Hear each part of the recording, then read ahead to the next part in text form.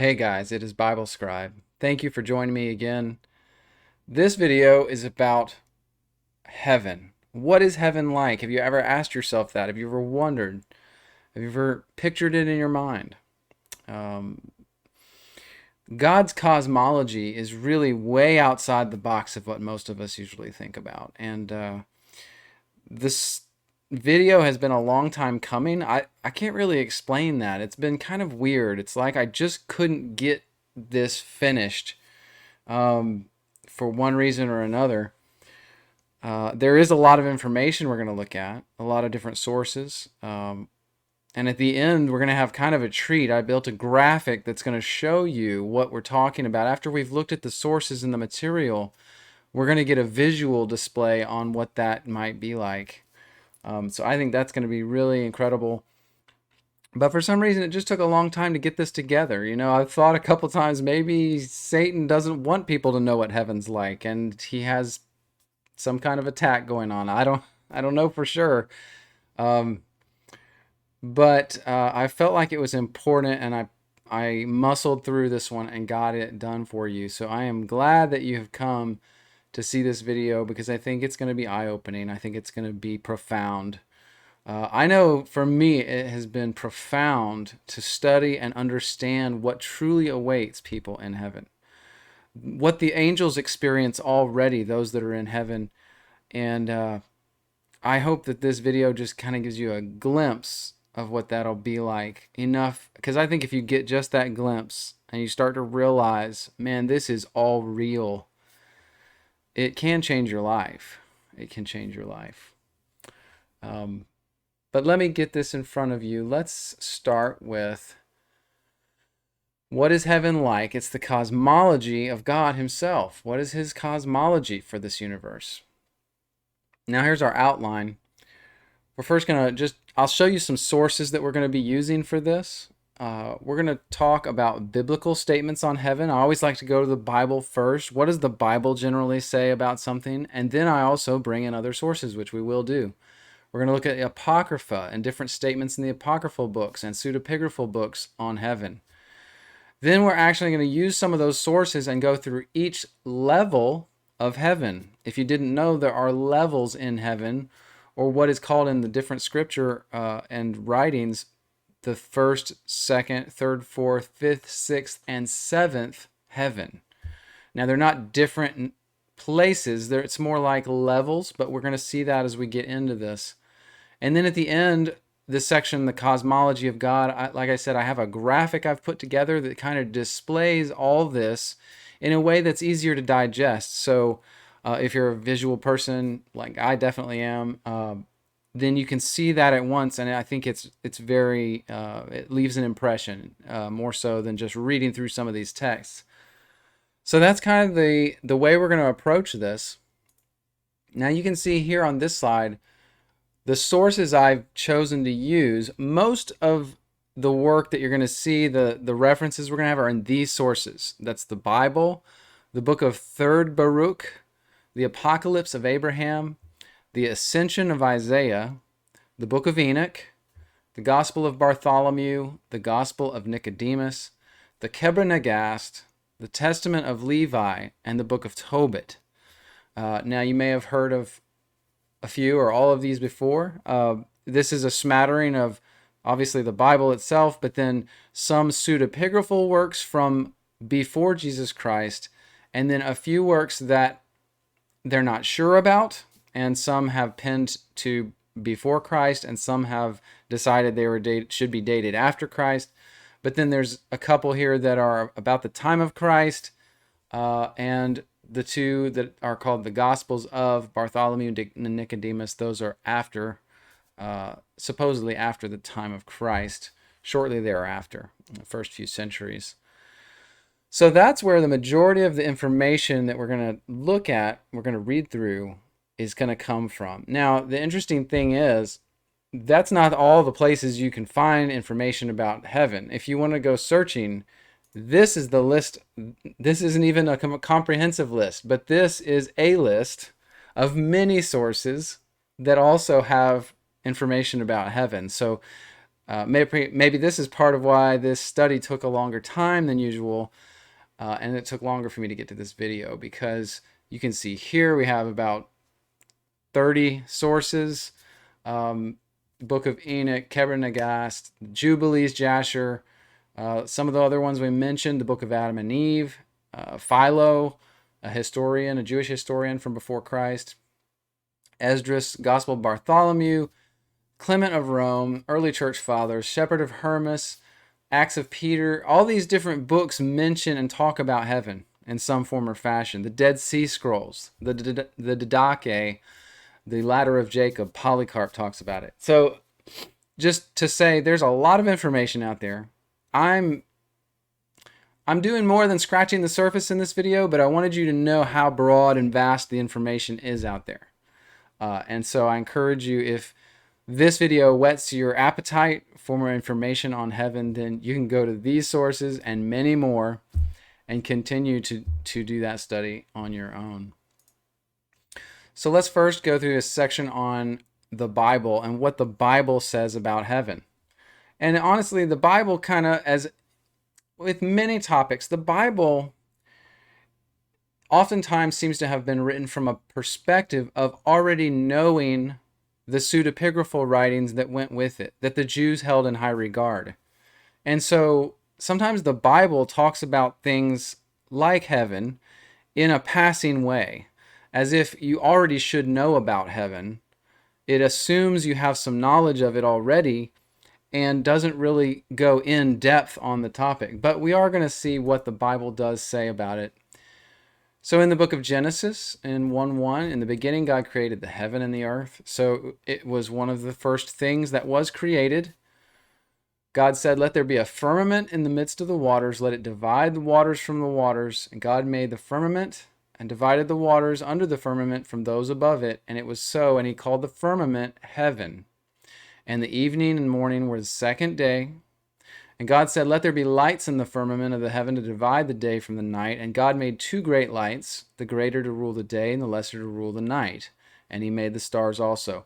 So just knowing this from the early book of the Bible, Genesis, in the creation account, that God created heaven, that he used a firmament, what is called a firmament, to separate portions of his creation.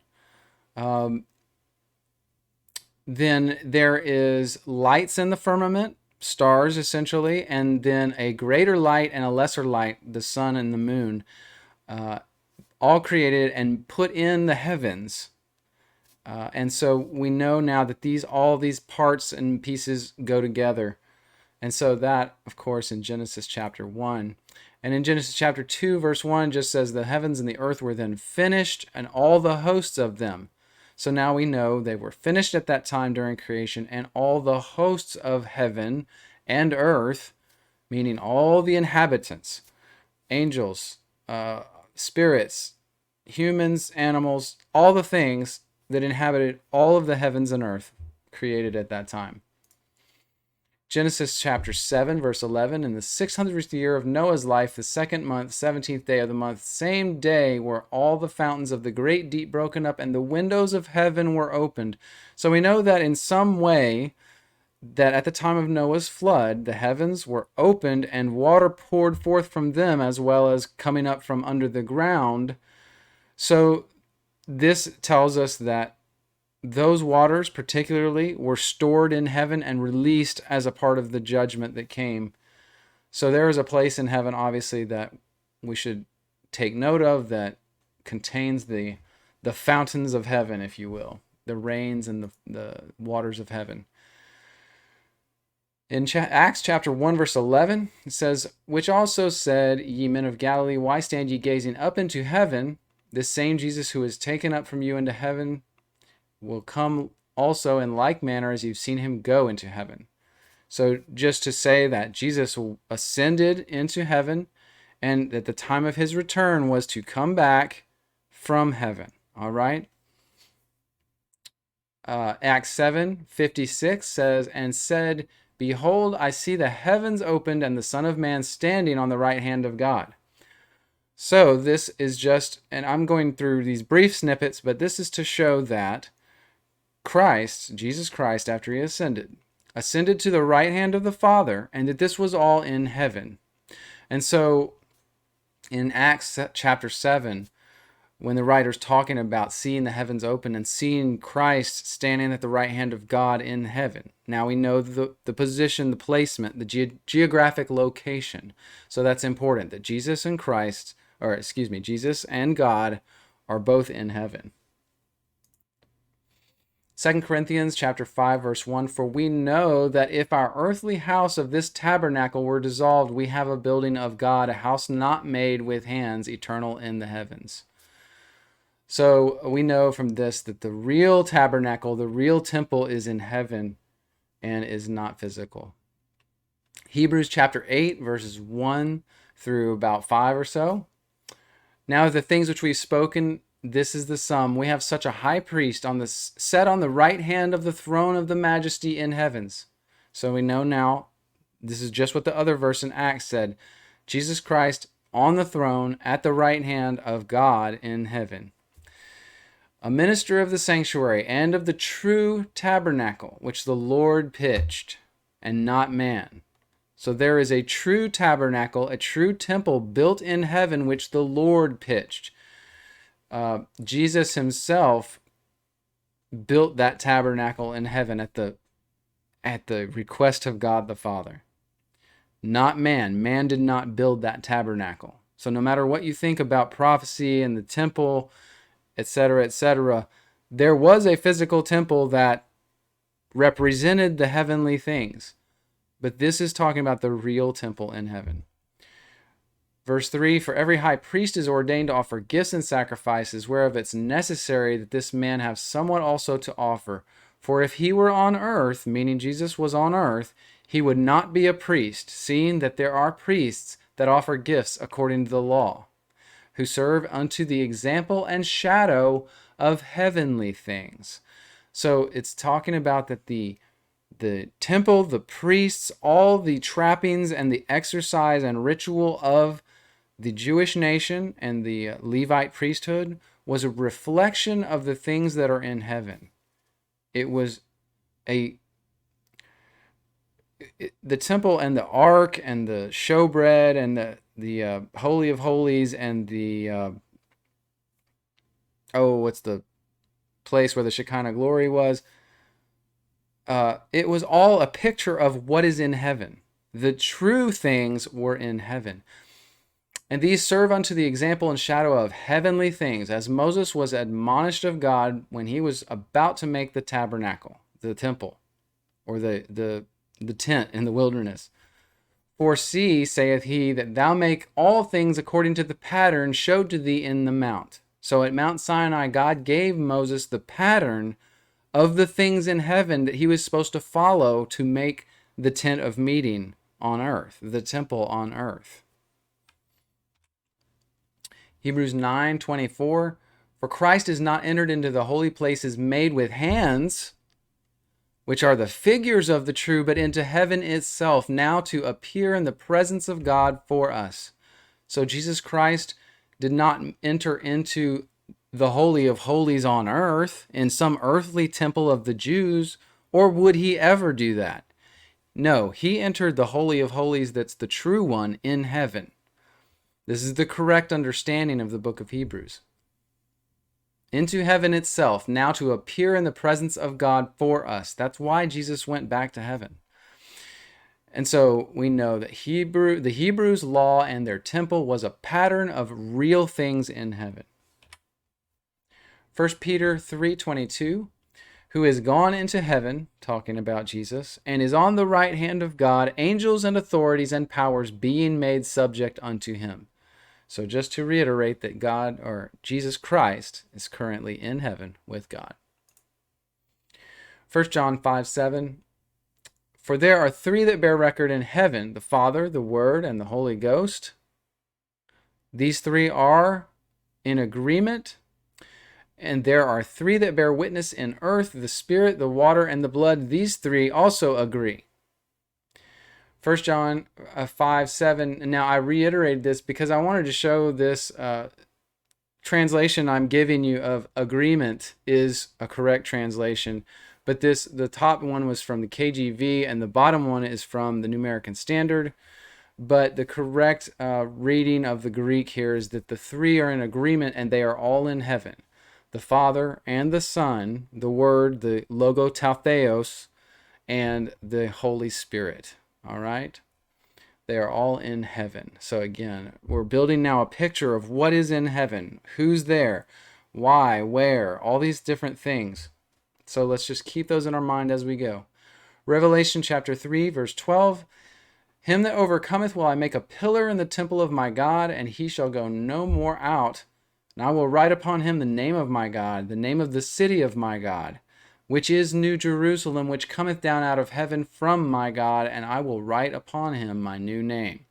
So just brought this one in, and there's a lot more in Revelation we could talk about heaven, but just this one to show that the New Jerusalem's placement is supposed to be in heaven. It comes down out of heaven. It is made in heaven. And we will see that further on in other sources as well. Revelation 4, verse 2. Immediately I was in the Spirit. Behold, a throne was set in heaven, and one sat on the throne. And he that sat was to look upon like jasper and sardis stone.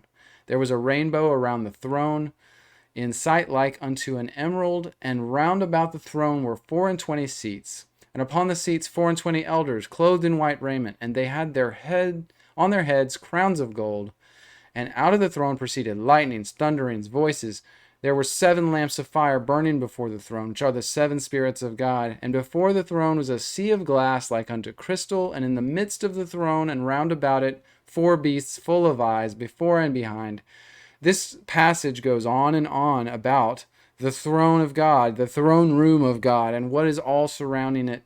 And I encourage you to read further in that. But we know now the throne of God is in heaven, along with all these different things. The elders, the beasts, a sea of glass like crystal, the throne with an emerald rainbow. It's amazing to think about. So that is a skimming through the Bible of what is said about heaven. Let's talk now about things that I found in the Apocrypha, the apocryphal books, the pseudepigrapha, and some of the new Christian writings about heaven. And this is not going to be all of it. We're going to save some of that for when we go through the levels of heaven together. But we're going to at least get an introduction to some of the things that are said about heaven in these sources and how they start off and why they are there. So in the Acts of Peter, chapter 3, verse 2, it says, And Paul lifted up his voice and said, O eternal God, God of the heavens, God of unspeakable majesty, who hast established all things by thy word.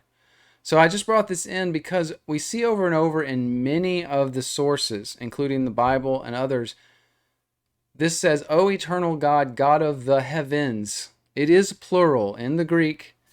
And so we have to recognize that these different sources are talking about multiple heavens, plural heavens. The Ascension of Isaiah 6:12 says, But his breath was in him, for he was seeing a vision, talking about Isaiah. And the angel who was sent to make him see was not of this firmament, nor was he of the angels of the glory of this world, but he had come from the 7th heaven. So, wow, now we're getting into it. There are 7 heavens or levels of heaven. He said that this angel was different than any he had ever seen, because Isaiah, even in the Bible, he saw angels and he saw different things like this. He had different visions and experiences where he saw angels. So he knew what angels looked like, but he said this one was different. It was not of the glory of this world that I'm used to. This one was from the 7th heaven, the highest of heavens. In that same book, chapter 10, verse 7, And I heard the voice of the Most High, the Father of my Lord, saying to my Lord Christ, who will be called Jesus, Go forth and descend through all the heavens, and thou wilt descend to the firmament and that world. To the angel in Sheol wilt thou descend, but to Haguel thou wilt not go. So we know now, and the Ascension of Isaiah, by the way, the writing is incredible. We're going to get a lot of information from that writing. And I encourage you to read through it because it gives you a great storyline to this vision that Isaiah has where an angel takes him through all the levels and talks about heaven to him.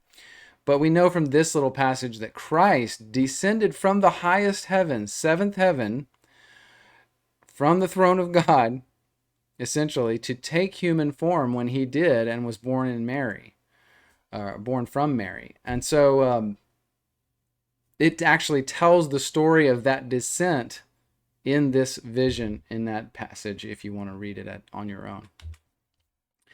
Now in the book, The Testament of Levi, chapter 1, verse 27, but the sons of men, having no perception of these things, sin and provoke the Most High, and I was grieving for the race of the sons of men. I prayed the Lord that I might be saved. Then there fell upon me a sleep, and I beheld a high mountain, and I was upon it. And behold, the heavens were opened, and an angel of God said to me, Levi, enter. So this is just the beginning of this narrative in the Testament of Levi about the levels of heaven and what they're going to contain. And so that also has a big passage on it. We're going to use more references as we go here, but I wanted to show you how that starts. He's having this vision that God's giving him of heaven and an angel coming, taking him through the levels. In the book of Enoch, 14:8 and 9 and following, and the vision was shown to me thus, behold, in a vision clouds invited me, and a mist summoned me, and the course of the stars and lightnings sped and hastened me, and the winds in the vision caused me to fly, and lifted me upward, and bore me into heaven. And I went in till I drew nigh to a wall built of crystals, surrounded by flames of fire. It began to affright me. I went into the flames of fire, and drew nigh to a large house which was built of crystals. And the walls of the house were like a tessellated floor of crystal, and its groundwork was of crystal. Its ceiling like the path of the stars and lightnings.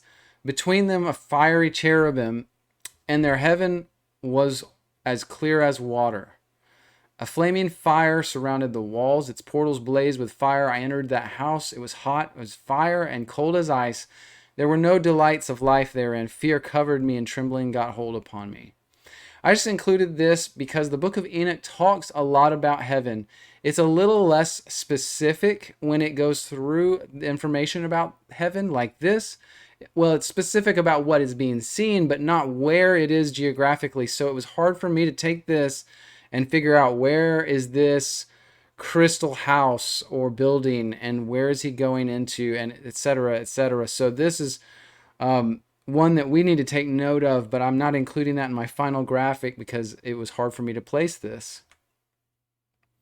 Now, in an early Christian father's writing, Ignatius, in his letter to the Trallians, he says this, in chapter 5, verse 2, I myself also, albeit I am in bonds and can comprehend heavenly things, and the arrays of the angels and musterings of the principalities, things visible and invisible, I myself am not yet, by reason of this, a disciple. For we lack many things that God may not be lacking to us. He's saying, I understand the heavens, and I know the things about the principalities and the invisible things in the spirit world. But this is not why I'm not a disciple because of that. And so he goes on in that passage to talk about different things, but just to show he has an understanding of these heavenly things and the things that are there, the principalities of the nations. If you've heard me in my other videos do information on the principalities of the nations, these are high angels that presided over the nations of the earth before Christ came and inherited all nations. But Ignatius was aware of these things. Chapter 19, verses 1 and following, and hidden from the prince of this world, meaning Satan, where the virginity of Mary and her childbearing, and likewise the death of the Lord, 3 mysteries to be cried aloud, the which were wrought in the silence of God. How then were they made manifest to the ages? A star shone forth in the heaven above all stars. And we already read the stars are a part of the heavens. And its light was unutterable, its strangeness caused amazement. All the rest of the constellations with the sun and moon formed themselves into a chorus about the star, but the star itself far outshone them all, and there was perplexity to know whence it came, this strange appearance, so unlike to them.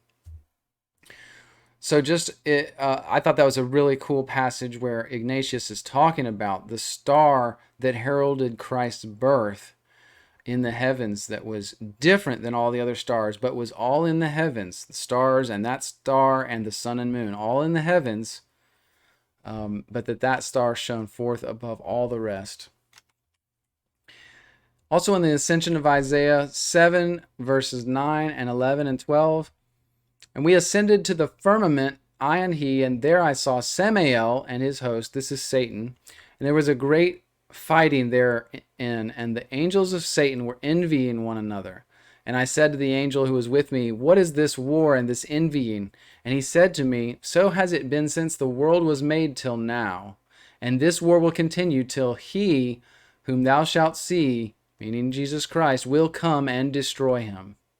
So he sees Satan and his angels fighting in the sky just below the firmament. As they approach the firmament, they see Satan and his angels in the sky, just, what does it say? It says envying one another, but there was strife among them. They were doing their thing, whatever that is. But just know that Satan is the prince of this world, or was, and that his angels and those spirits are bound underneath the firmament. They're inside this area. They are, there's a name used in other writings called the spirits of the air. And that's what they were, because they are here in our place of existence, but they're in the sky. So just interesting to know that location on those. So now that we've gone through some of those sources, just with a brief overview on some different topics, different points about heaven, now we're going to go through the levels of heaven step by step by step, because quite a few of these writings do that very thing. Isaiah has a vision. Baruch has a vision. There's testament of Levi. Levi has a vision. There's these different people throughout history, or at least in these recorded sources, that had these visions and were shown the different levels of heaven and told and shown what was in them.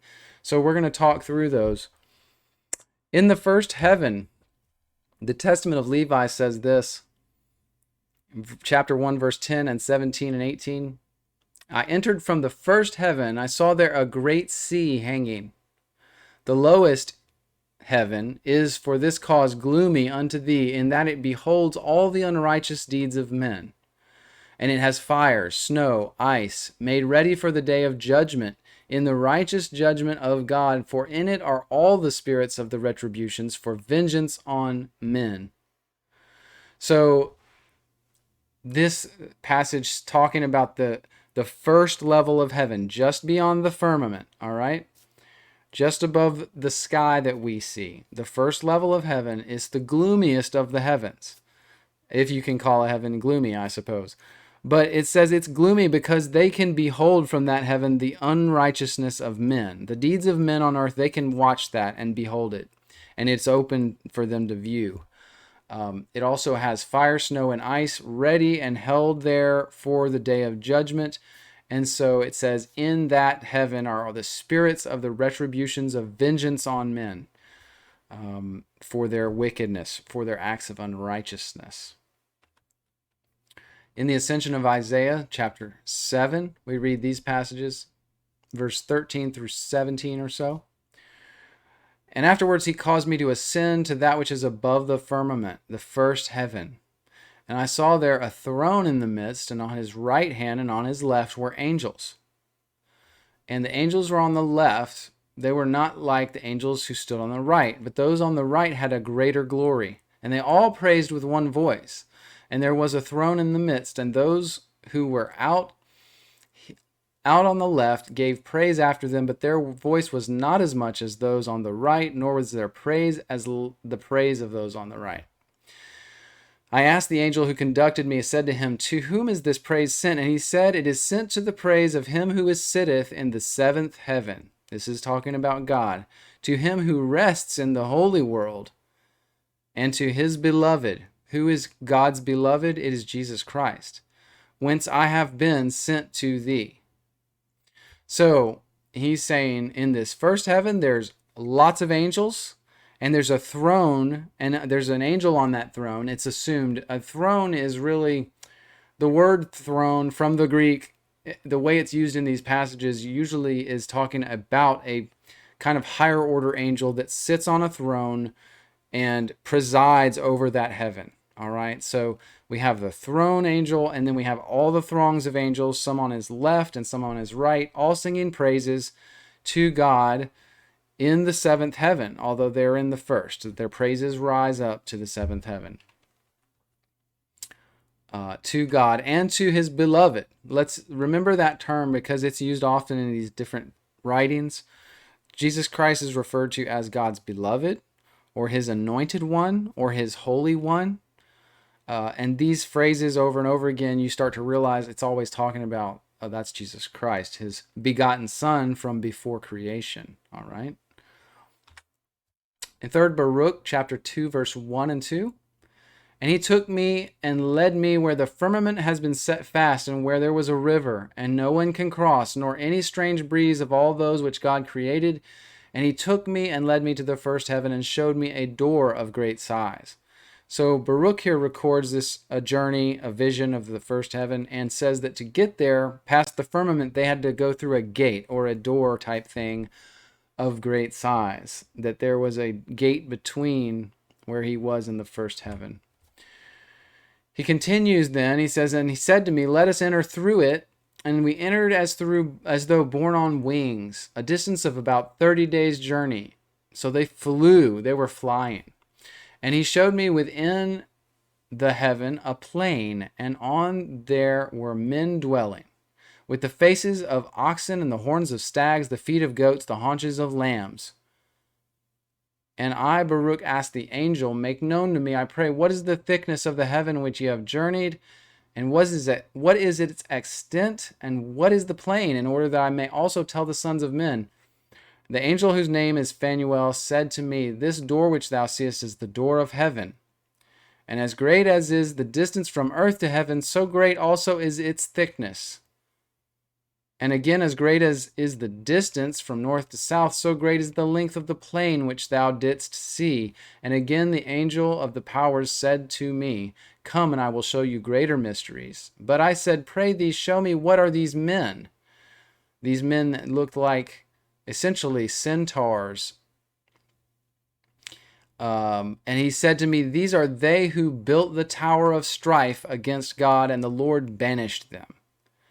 So he's saying these are the ones that built the Tower of Babel, and this is their punishment. They are forever banished to this plane where they reside in the first heaven. So this is a very interesting passage. And so we have noted that, and I will show you that at the end. So now the second heaven. Let's talk about the passages that talk through the second heaven. The Testament of Levi, he says, in chapter 1, 11 and 19, further, I saw a second heaven far brighter and more brilliant, for there was a boundless light also therein. And in the second are the hosts of the armies, which are ordained for the day of judgment, to work vengeance on the spirits of deceit and of Beliar. So, the second heaven, brighter than the first heaven, with a brighter glory, and just realize as we go forward, it's always going to be that way. As we go higher and higher, closer to the throne of God in the seventh heaven, it gets brighter and brighter, more glory, more majesty. And in this second heaven, it says, the hosts of the armies ordained for the day of judgment to work vengeance on the spirits of deceit and of Beliar. Now, just so you're aware, and depending on your background, you may have a different view, but my view of what happened in the first century in 70 AD was this day of judgment, as far as I understand from the prophecies that I have studied, the Old Testament and the way Jesus talked about it in the New, and that Beliar here is the angel, principality, a very powerful one, not Satan, but a different one. And this Beliar was the one that became the first beast. Okay, in Revelation. But it's interesting to me when all this comes together. Of course, this is the testament of Levi, so this would have been given to Levi before all of that, all of those prophecy fulfillments. But this day of judgment was coming in 70 AD, and this second heaven, contained the host of the armies with which Christ brought down and exacted vengeance upon Beliar and his spirits and all the angel principalities when Christ took possession of the earth. All right. And so just to me, that's very cool and interesting to start putting those pieces together. This is also talked about, by the way, in the War Scroll and the Dead Sea Scrolls, the same battle against Beliar and his armies and the armies of the hosts of heaven. And you can read about that on your own, but I didn't bring that one in on this video. The Ascension of Isaiah, chapter 7, verse 18 and 19 and 20. Again, he made me to ascend to the second heaven. Now the height of that heaven is the same as from the heaven to the earth and to the firmament. And I saw there, as in the first heaven, angels on the right and on the left, and a throne in the midst, and the praise of the angels in the second heaven. And he who sat on the throne in the second heaven was more glorious than all the rest. And there was great glory in the second heaven, and the praise also was not like the praise of those in the first heaven. So again, this is talking about a similar picture to what we saw in the first heaven. There's a throne angel presiding over, ruling over the second heaven, and then all the angels in throngs around him or beside him, singing praises to God and Jesus Christ in the seventh heaven, and raising that praise to them. So a very similar thing we're going to see in most of the heavens, that they kind of have that same form of the throne angel and the angels praising. In 3rd Baruch, chapter 3, verse 1 through 5, the angel of the Lord took me and led me to a second heaven. He showed me there also a door like the first and said, let us enter through it. And we entered, being borne on wings, a distance of 60 days' journey. And he showed me there also a plain. And it was full of men, whose appearance was like that of dogs, and whose feet were like those of stags. The angel, I pray thee, Lord, say to me, who are these? And he said, these are they who gave counsel to build the tower, and they whom thou seest drove forth multitudes of both men and women to make bricks. So again, just like Baruch saw in the first heaven, there's another plane in the second heaven, and he sees all these men who look like fawns. They have the appearance of dogs, but feet of stags, and that would be a fawn. And they are the people that also were part of the building of the Tower of Babel, but the ones who drove the multitudes of men and women to make the bricks for the building of that tower. And they were banished to this plane in the second heaven and kept there. Now the third heaven. So in the Bible, we have a passage that mentions the third heaven. This is the only time the Bible mentions one of the numbered levels of heaven, but this passage does in 2 Corinthians chapter 12, verse 2 through 4. Paul says, I knew a man in Christ above 14 years ago, whether in the body I cannot tell, or whether out of the body I cannot tell. God knows. But such a one was caught up to the third heaven.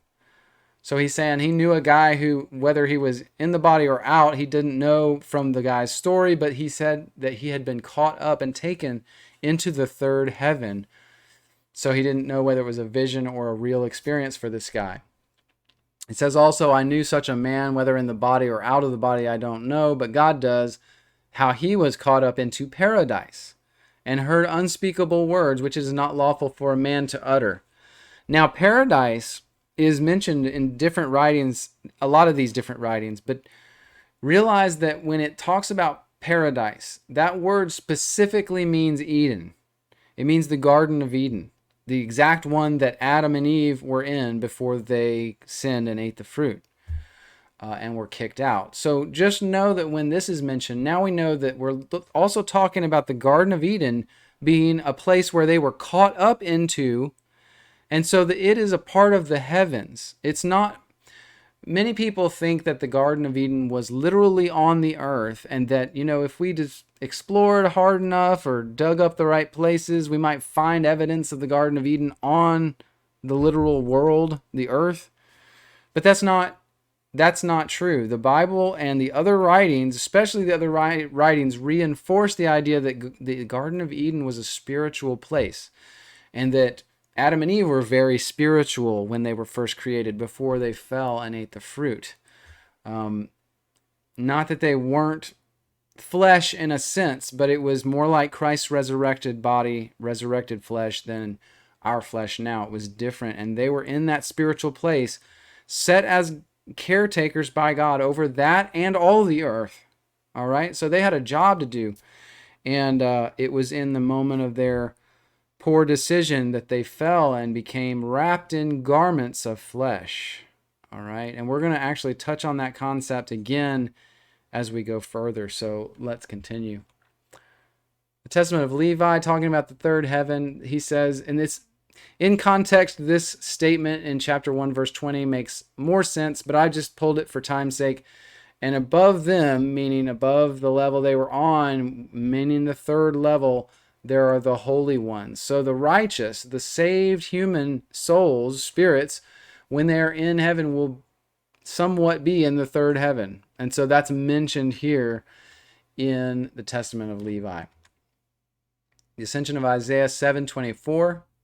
And he raised me to the third heaven. In like manner I saw those upon the right and upon the left. There was a throne in the midst, and the memorial of this world, meaning our world, was there unheard of. So there's a throne angel and the angels praising on the right and the left, just like the other heavens, the first and the second heaven. But on this one, he says, at this point, it was made known to him that the earth is unheard of and unspoken of in the third heaven.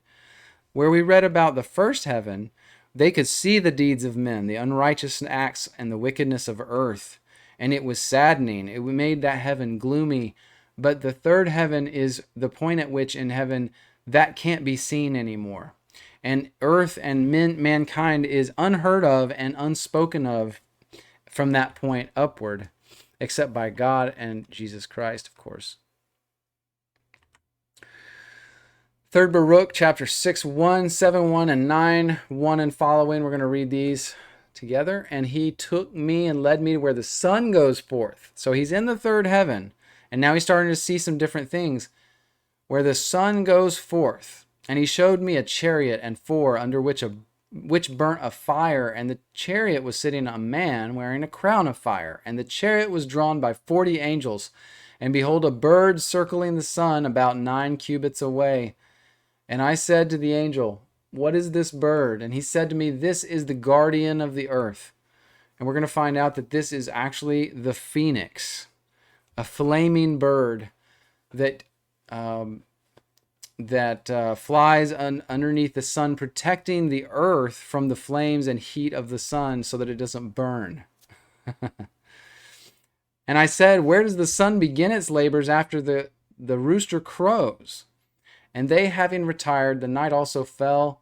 And at the same time came the chariot of the moon along with the stars. And I, Baruch, said, Lord, show me it, I beseech of thee, how it goes forth, where it departs, and in what form it moves along. And the angel said, wait, and thou shalt see it also shortly. And on the morrow I saw it in the form of a woman, and sitting on a wheeled chariot. And there were before it oxen and lambs in the chariot, and a multitude of angels in like manner.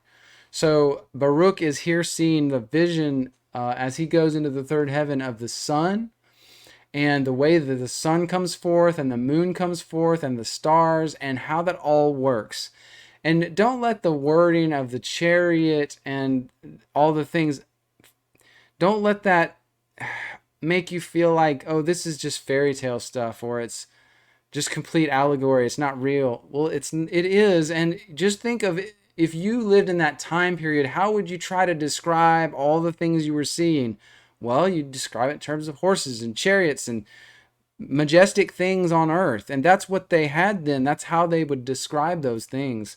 So as they see a procession of angels and the luminaries of heaven, the stars and the moon and everything like that, and they saw it, and perhaps the forms of those things in heaven are easier to discern, and you see that. But he uses these descriptive terms, and I can't tell you whether, if we saw the moon in its true form and we were in a spirit in heaven, if we would see a form of a woman or what we would see. I can't begin to venture a guess.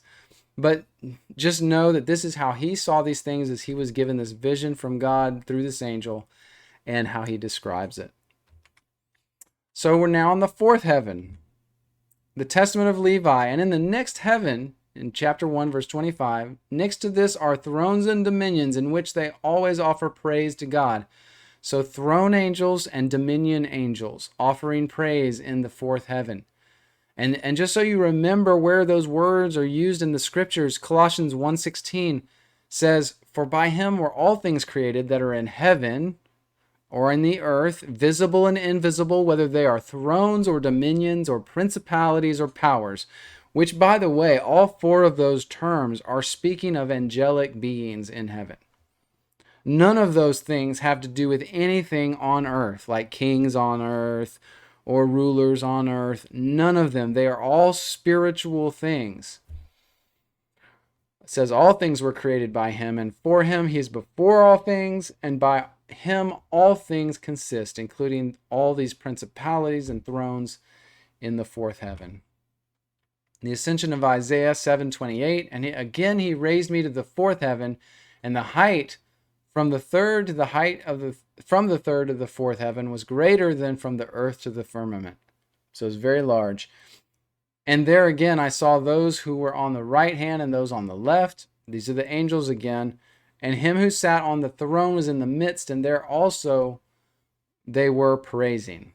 And the praise and glory of the angels on the right was greater than that on the left. And again, the glory of him on the throne was greater than those on the right and the left. And their glory was far beyond that of those who were in the heavens below. So again, it gets more bright, more glorious as you go up through the heavens.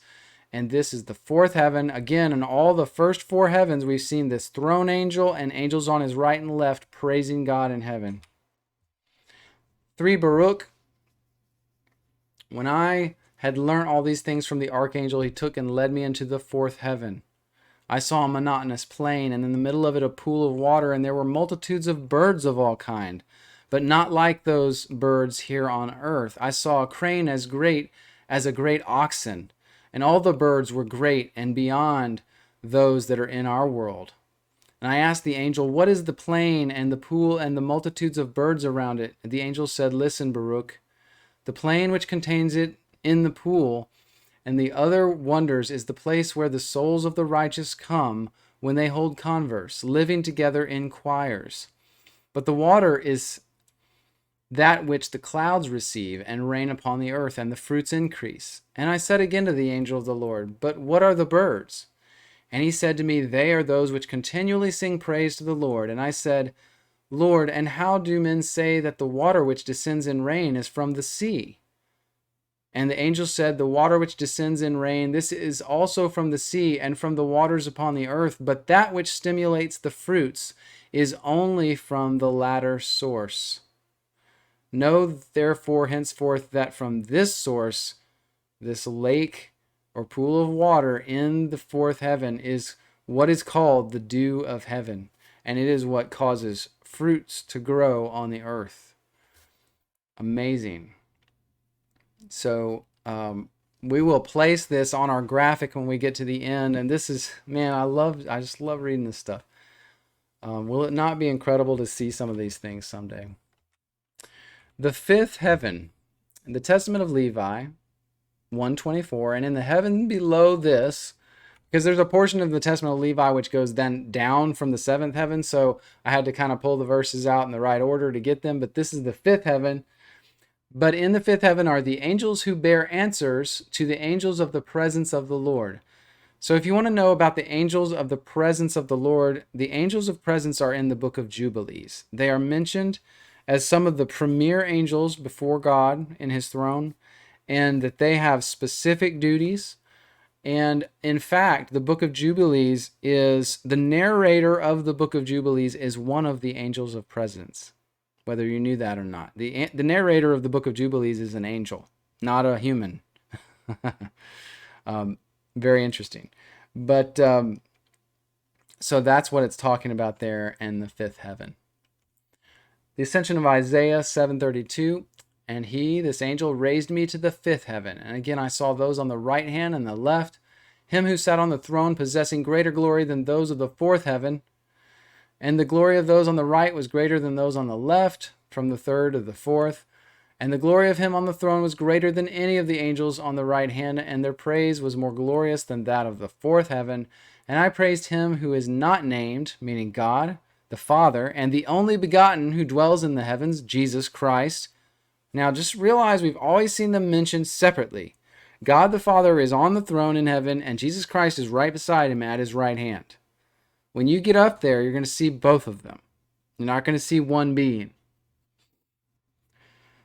The only begotten, Jesus Christ, who dwells in the heavens, whose name is not known to any flesh, who has bestowed such glory on the several heavens, and who makes great glory of the angels, and more excellent the glory of him who sits on the throne. So Christ gives God glory and makes him more glorious. Oh, just a beautiful picture. Just a beautiful picture.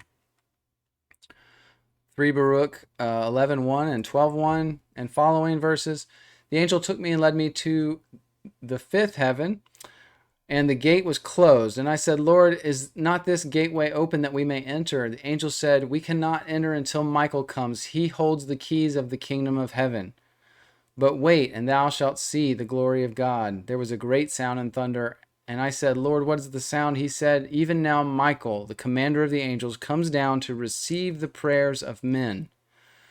As I was conversing with them, behold, angels came bearing baskets of flowers, and they gave them to Michael. And I asked, Lord, who are these, and what are these things brought hither from beside them?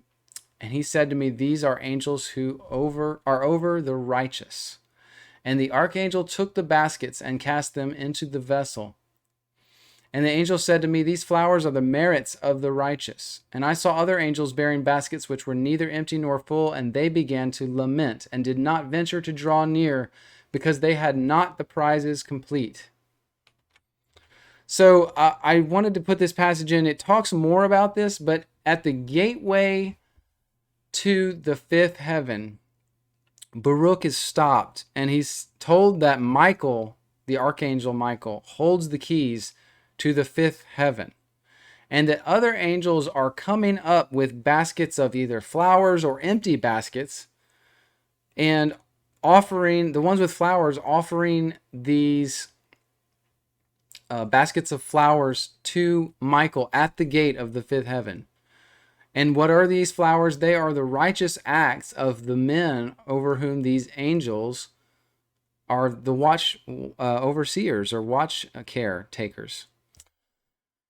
And the other angels that don't have anything in their baskets are lamenting because it goes on and talks about them, but they are upset because the humans they are watching over, or meant to watch over, are wicked and not doing righteous acts. So they have nothing to bring up and offer to give to Michael to offer before the Lord on the throne in the seventh heaven.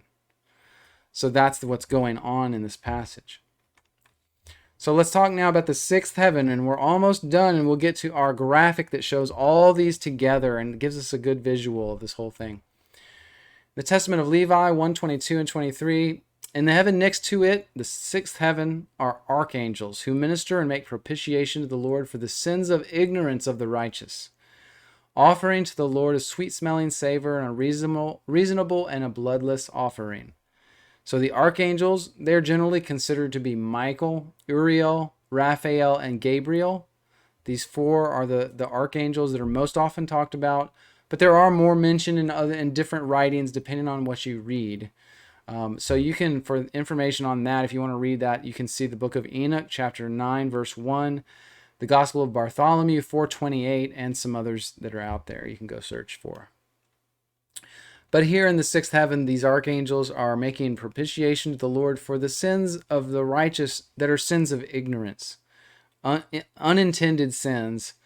The archangels making petition to God for those forgiveness of those sins. Ascension of Isaiah, chapter 8, the first few verses. Again, he raised me to the air of the sixth heaven. I saw such glory as I had not seen in the five heavens, for I saw angels possessing great glory. And the praise there was holy and wonderful. And I said to the angel who conducted me, What is this which I see, my Lord? And he said, I am not thy Lord, but thy servant. And again I asked him and said unto him, why are there not angelic fellow servants on the left? And he said, from the sixth heaven there are no longer angels on the left, nor a throne in the midst, but they are directed by the power of the seventh heaven, where dwelleth he that is not named, and the elect one, that is God the Father and Jesus Christ his Son, whose name has not been made known. And of course, it has not been made known at this time because this was to Isaiah before Christ came. And none of the heavens can learn his name.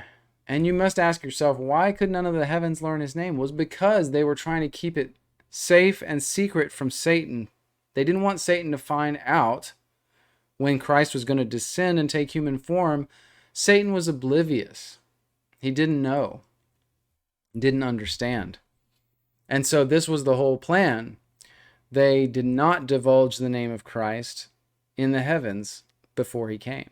He was known as God's anointed one, his elect one, his holy one, his begotten Son. Ascension of Isaiah 8:16. He raised me up to the sixth heaven, and there were no angels on the left, nor a throne in the midst, but all had one appearance, and their power of praise was equal. And their voice was not like the voice of the angels in the five heavens, nor like their discourse, but the voice was different there, and there was much light there. And then when I was in the sixth heaven, I thought the light which I had seen in the five heavens to be but darkness.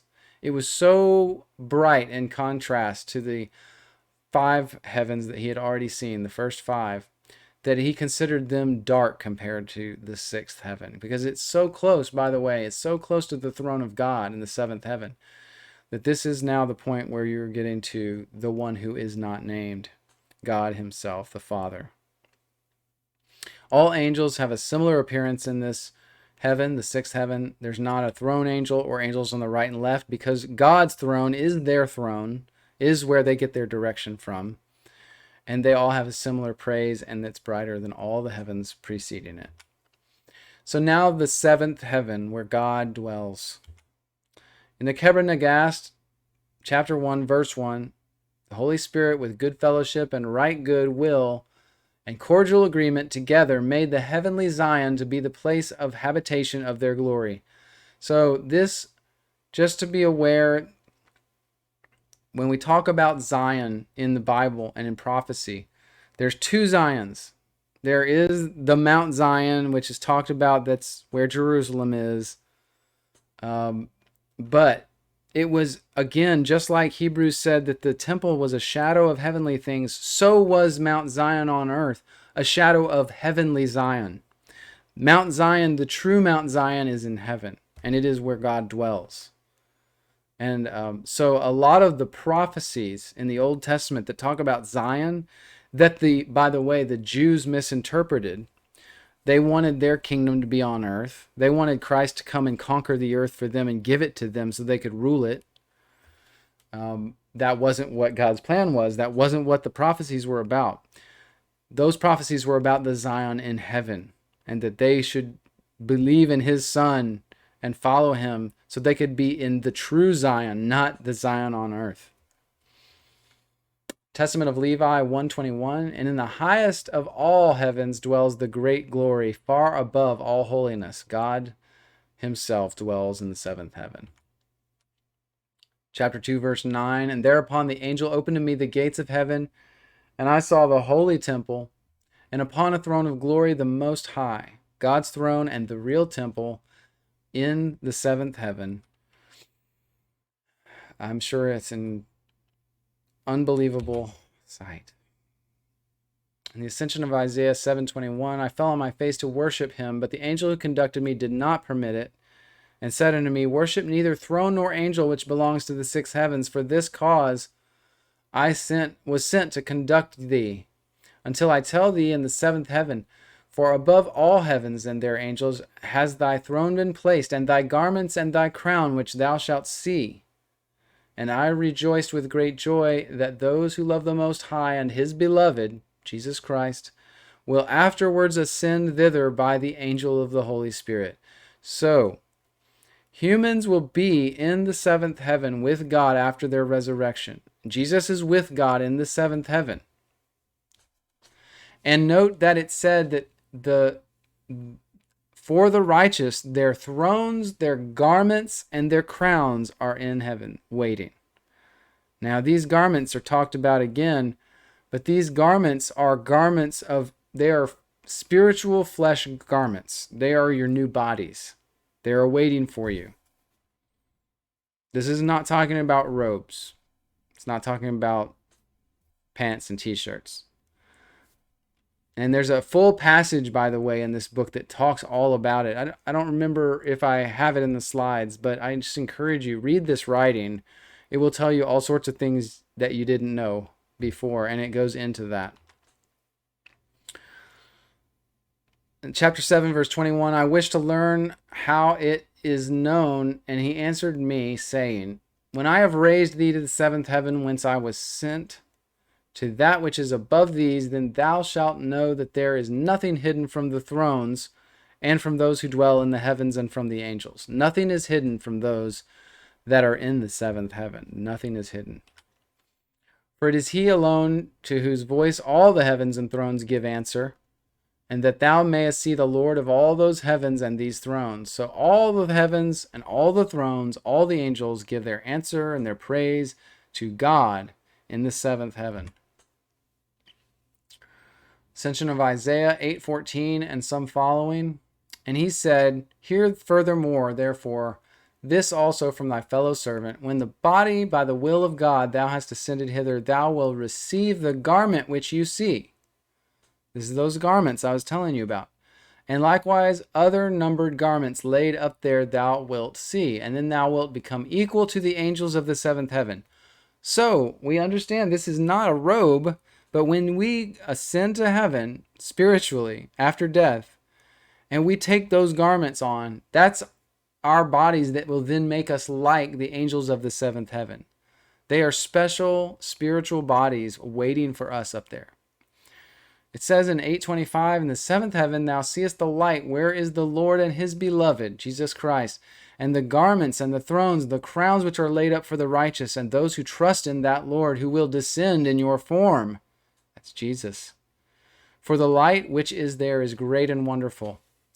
And when I trembled, behold, I heard from hence another voice being sent forth and saying, it is permitted to the holy Isaiah to ascend hither, for here is his garment. They showed Isaiah in this vision his holy body, his holy garment that was waiting for him in heaven. So the garments, the thrones, the crowns of the righteous are all laid up in the seventh heaven, awaiting us after death. Ascension of Isaiah 9:6. And he raised me up into the seventh heaven. I saw there a wonderful light and angels innumerable. There was a wonderful light there, angels innumerable in the seventh heaven. Just more information. 9:7. I saw there the holy Abel and all the righteous. And there I saw Enoch and all who were with him, stripped of the garments of the flesh. This is how you know it's not talking about clothing. Stripped of the garments of the flesh, and I saw them in their garments of the upper world. They were like angels, standing there in great glory. And just so you know that this is talked about in the book of Adam and Eve, you want to read that, the way that Adam and Eve before sinning were like this. They had spiritual bodies that were special and spiritual. They could see through obstacles. It talks about that in that book. But then after sinning, they were wrapped in garments of flesh. That's the garments that they were wrapped in the Bible. The garments of flesh. Not some... There were coats of skin given to Adam and Eve, and this is talked about in that same book. But that happened after they were expelled from the garden. They were naked. They had bodies of flesh now, and they were frightened. God gave them the skins of the animal skins to wear afterwards. That was later on. But these are garments of spiritual flesh waiting for people in the seventh heaven. In verse 22 of chapter 9, showed me a book, but not as a book of this world. And he opened it, and the book was written, but not as a book of this world. He gave it to me, and I read it, and lo, the deeds of the children of Israel were written therein, and the deeds of those whom I know not, my son Joseph. And I said, in truth, there is nothing hidden in the seventh heaven, which is done in this world.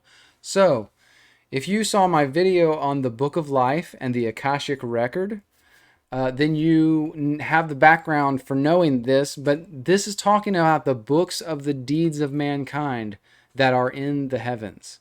They are in the seventh heaven, and God has essentially a library of books that can be read to know the deeds of men, that record all the deeds and good and evil acts of mankind.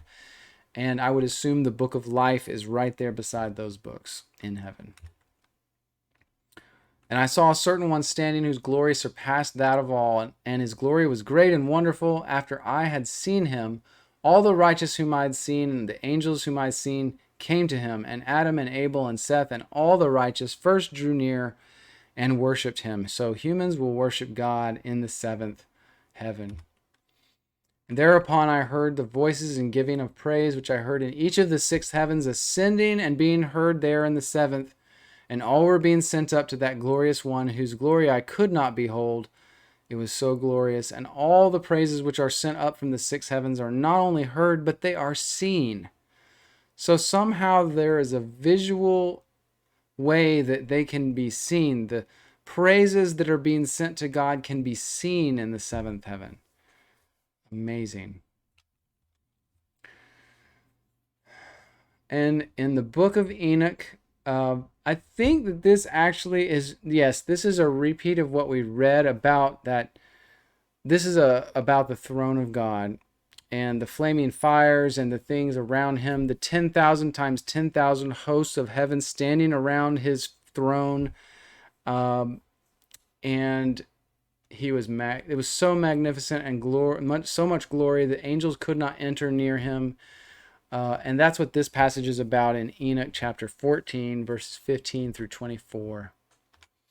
So now we are to the end of the reading part. This is now the graphic that I've put together on the cosmology of God, essentially. Now that we have read about all these levels of heaven, how that all fits together. And so I'm going to give you this graphic so you can easily see how that can be represented. So let me get that ready for you. It's just going to take me 1 second so you can see this graphic. And I do like the way it came out. I'm kind of proud of it, just if I may say so myself. But you should be proud of something when you've worked on it. So you can see how that is. Now this is a picture. It'll get a lot bigger, but just to show you that I've put all the levels of all of cosmology here.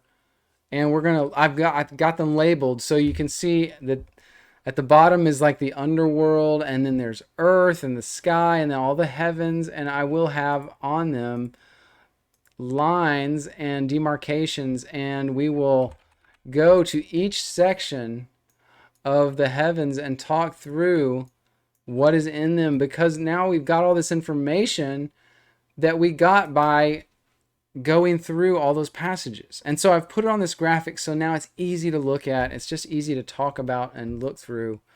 But let's start at the bottom. So obviously, below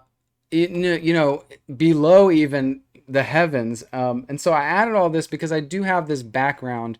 And in my other videos, I've gone through a lot of it. But the lowest thing, the most furthest down in cosmology, in as far as corruption, and the lowest points are the lake of fire. That's what is the lowest thing in the cosmology of God. So it's at the very bottom here. And that is called in Revelation the second death. That is where in the end, for already the beast and the false prophet are in the lake of fire. But at some point Satan will be thrown in there, and the wicked who are unrepentant will be thrown in the lake of fire. And this is the final form of destruction. And it does say things in different passages in the Bible and other writings about the fire never ceases. It never stops burning. Now I don't, and that it is going to be those people, those entities that go there will burn forever. It's a very sad thing to think about. But as we have read, and we're going to see, the alternative is there for everyone. The alternative is there and waiting for every single person. So above the lake of fire, and the lake of fire is a part of what we call Hades, the underworld. And I have specific videos on Hades specifically. In Hebrew, the word Sheol is what is referred to as Hades in the New Testament, Hades being the Greek term for the underworld. This is called the first death, is where the first death, the people who experience the first death go to Hades. Abraham's bosom is a place in Hades, and it is contained within the underworld in Hades. You may remember that parable of I can't think of the name, but you know what I'm talking about probably. Lazarus, the parable of Lazarus and Abraham's bosom, where the rich man is calling out from Hades. He's calling out saying, Lazarus, tell him to send prophets and stuff, just a drop of water to cool my tongue, etc. They're talking from Abraham's bosom and Hades. So, and then Tartarus is also a place in the underworld in Hades. It, in the book of Enoch, is described as a huge pit with smooth sides and fire, and it is a place of imprisonment for angels who have trespassed the way that God has set forward for them. The Watchers were imprisoned there after the events of Genesis chapter 6, where they came down and mated with women. So that is a place of imprisonment. Angels that in the book of Enoch have left their estate and not performed their course in the heavens, they get sent there as imprisoned. So Tartarus is in Hades as well. So then we come up and there's the earth. And when you see the word earth in the Bible, especially in the New Testament, that's the Greek word gehe, and it means the word land. So when they said earth, they said this word and it meant land. So we would, if we were talking like them, we would say land. I live on the land. I don't live on a globe. They would never say that. They would never think of that. So they would say, I live on land, on the land. And when they said land or earth, they meant the plane of existence, and they also meant somewhat part of the sky up to about 60 feet in the air. Because there were some old writings I ran across one time that said that they truly believed that the heavens started at about 60 feet in the air, and that was where there started to be more spiritual beings and stuff like that. And so the area called earth or land was, standing on the dirt and just the lowest portion of the sky, right? So then above the earth, we have what we call the sky, but in Greek, that's called the Oranos. And as we read in the Ascension of Isaiah, Satan and his angels are moving throughout the sky. He's the prince of this world, and his spirits are the spirits of the air, the wicked fallen angels who followed Satan down from heaven, right? But also a part of the sky, the Oranos, is also where earthly Zion is. Now, it's earthly because it is down here, near earth. It's near the land. But even the Zion talked about down here was a spiritual Zion that it's like overlaid. That's why I have this kind of magical looking mountain, spiritual mountain in the sky represented, because this is truly how I believe and how I see the way that the Bible and the other pseudepigraphal writings talk about places like the Garden of Eden, earthly Zion. The book of Enoch, if you've read that, Enoch gets a tour of all of the places of earth, and they're not physical. They're spiritual. There is a spiritual dimension to earth that overlays the top of everything that we see. So it is not just this material existence. We just don't understand. It's all on top of us all the time. The spirits are there and the angels, and we don't see it. But we need to be aware that it's there and it's happening. But just to show you here that there is an overlay of spiritual landscape across the earth that we don't see, and that paradise, the Garden of Eden is there, and earthly Zion is there.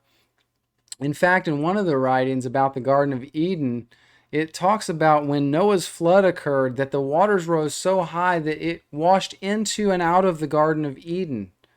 And it's a spiritual place, but the waters were that high, and that it washed a twig off of the tree of knowledge, and that twig is what fell in onto Mount Ararat, and that Noah found it, and that's what he used to plant his vineyards. If you remember the story of Noah, he planted vineyards, and then he became drunk, and Canaan saw him naked, and all these other weird things. And that's where that came from. And the story is that the flood washed a portion of the tree of knowledge out of the Garden of Eden, and that fruit, the grapes of the vineyard, was the fruit from the Garden of Eden, and that's what Noah planted to start his vineyards. And that's a very interesting story that I may go over sometime in another video. So we have the sky we've talked about, and then there's the firmament. So the firmament separates the sky and the earth from the heavens, the actual start of the heavens.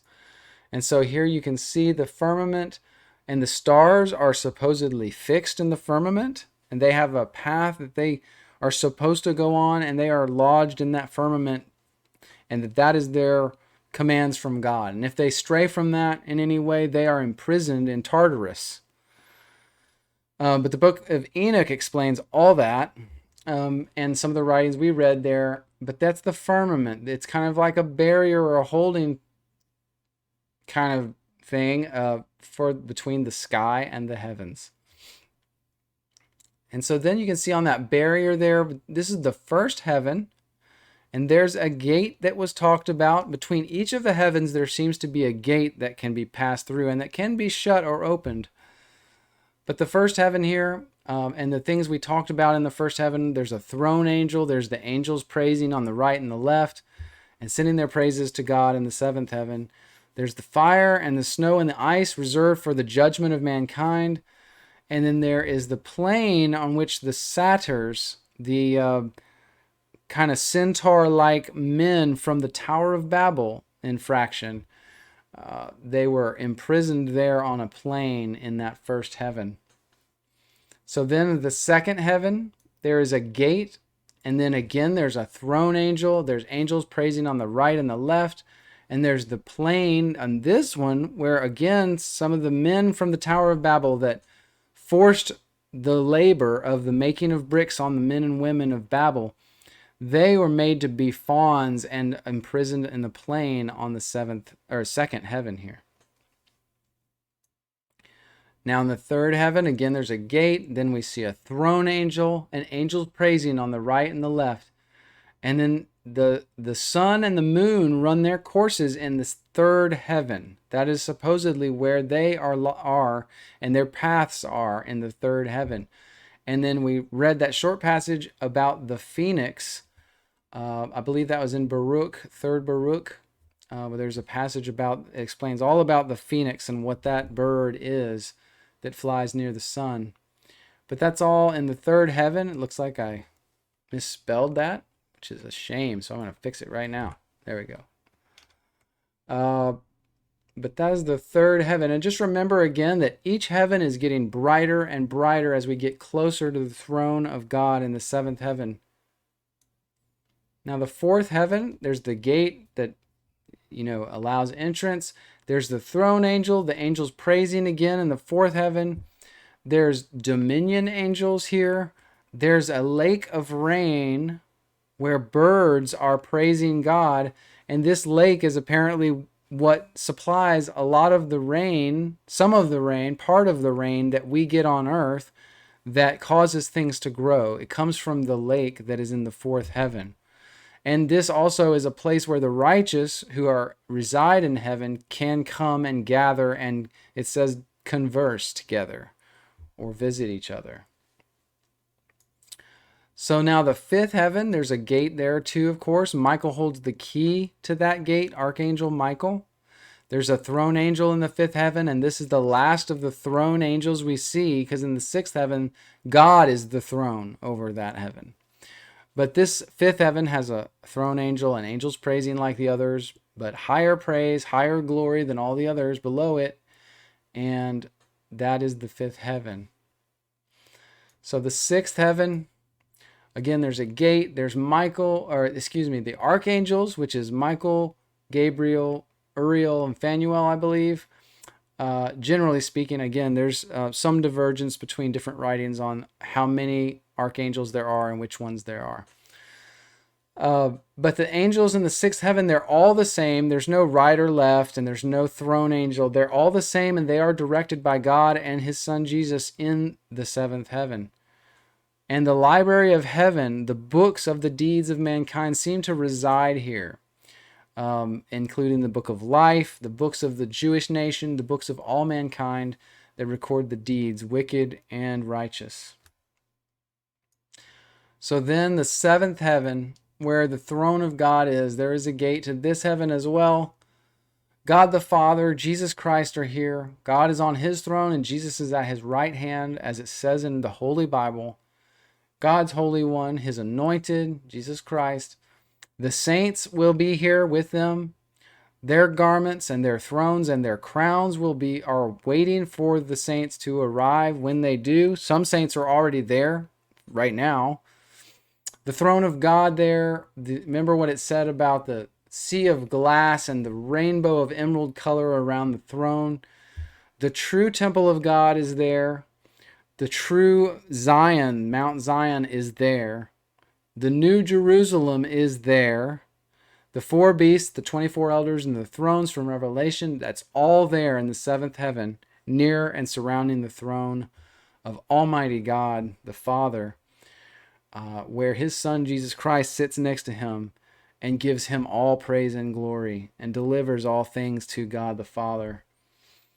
Man, I just love that. I love thinking about those things and talking about that. I hope that this visual helps you see how it all stacks together with all the heavens, the way that the firmament separates them from our sky, what we see, and the earth, and then the underworld. It's all down, down, down. And just realize too that the seventh heaven is the most holy because God is there.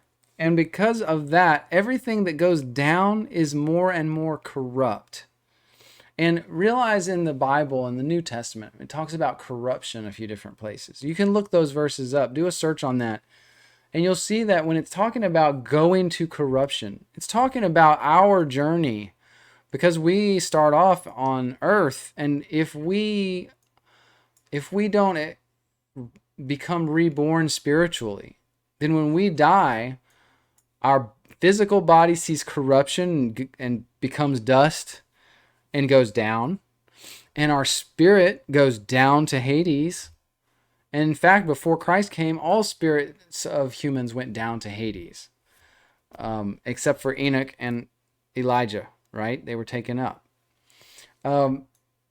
But just know that for those who don't accept God, it's down, down, down, further to corruption, on and on. So if you don't accept God and Christ, his son, and you don't praise them for who they are in the seventh heaven, then your spirit at death, your body will just perish and see corruption, and your spirit will go to Hades, and it will await. And then when the judgment comes, you will enter the lake of fire for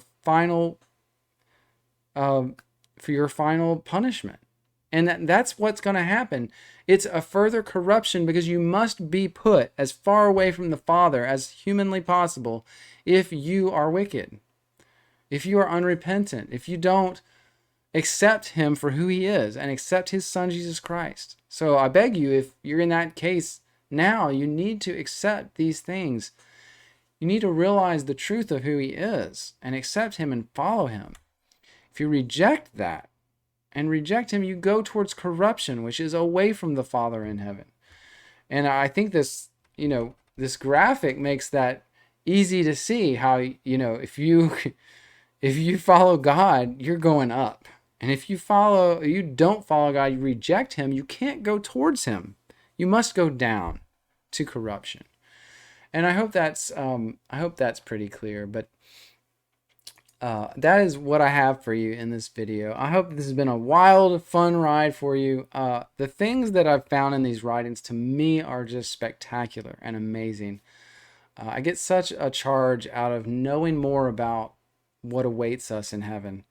Now, do I think everything that we have read is 100%, I don't know how to say this, true or accurate? Maybe there's some room for error there. We're not talking, all these writings are not inspired scriptures necessarily, or that we can know. We can't trace back to the origin of some of these writings. But the interesting part is that they've been pretty consistent about the structure of heaven, what we expect to see there, and there's different levels.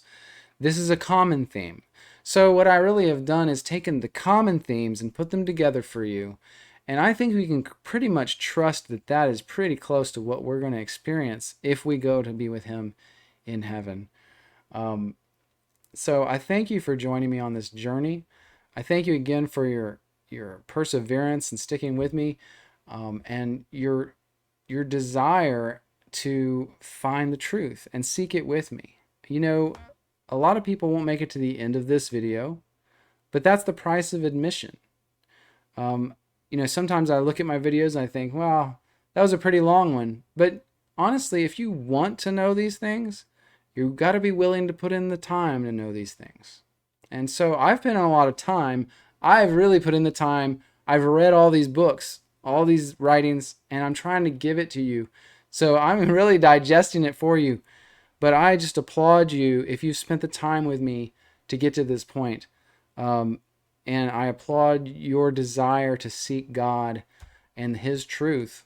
Not that I'm always right, but I think we're in this journey together, and I applaud you. I applaud you for your diligence in seeking after him. So continue to do that, brother or sister, as a Christian.